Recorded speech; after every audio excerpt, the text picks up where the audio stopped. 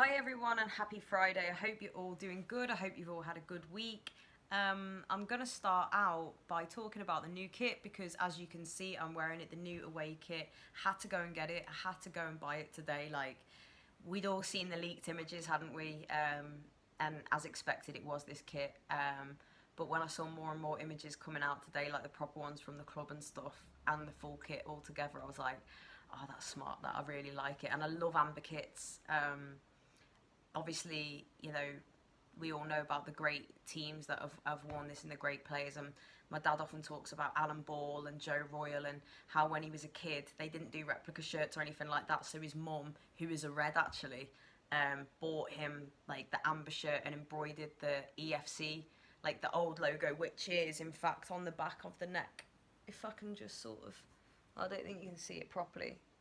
Um, that sort of thing, and she embroidered that on it for him, and I was like, oh, that's such a cute little story. So yeah, I love Everton in amber. I feel like that's the best colour for us. That makes, like, for me it's blue and white home, amber and sort of navy for away, or amber and royal blue.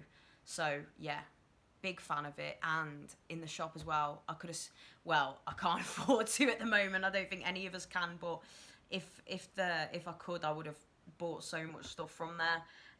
The training gear, the travel gear, everything is just so smart. Like, big fan of Hummel. I know, like I said, I don't think they would have been the first choice for everyone. A lot of us wanted to see a bigger, maybe bigger kit manufacturer.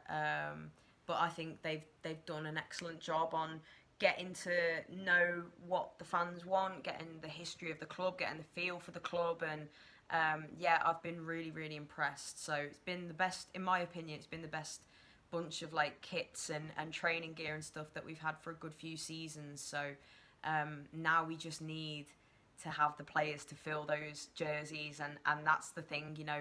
At the moment it's so difficult and tense amongst supporters because I mean every time you go on Twitter, everyone's just getting really frustrated.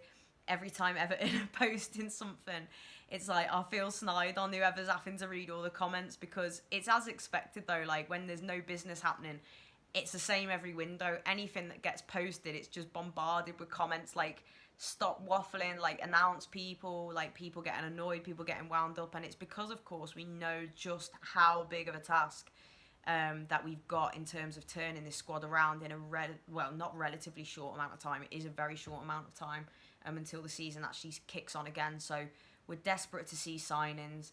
I'm not going to talk too much about speculations and rumours and stuff because I always find, and I always say this, like, you just don't know until you know, and it's always the same names. And if I hear, I can't be dealing with more sagas like, the Yerry Mina one, and then now it's Gabrielle, and I forget all the other ones now, but there's a good few of them going around that we're being linked with, and I just want to start seeing them being announced. That's all I'm interested in.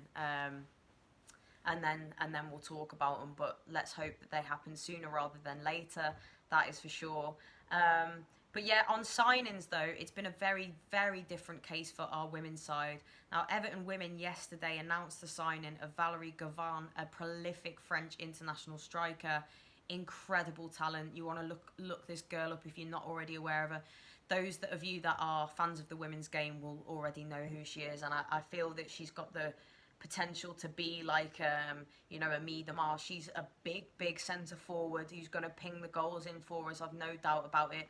Big hype, big expectations for the girl, but I'm sure she's going to deliver, and I'm so excited. We've done so much business over this summer.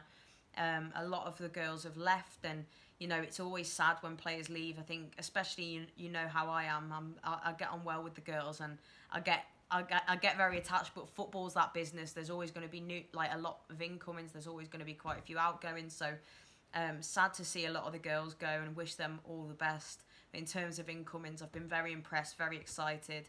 And as I mentioned before, I'm hopeful that I will have some content coming for you soon with the new players. So keep your eyes peeled. All fingers crossed that will be happening sooner rather than later.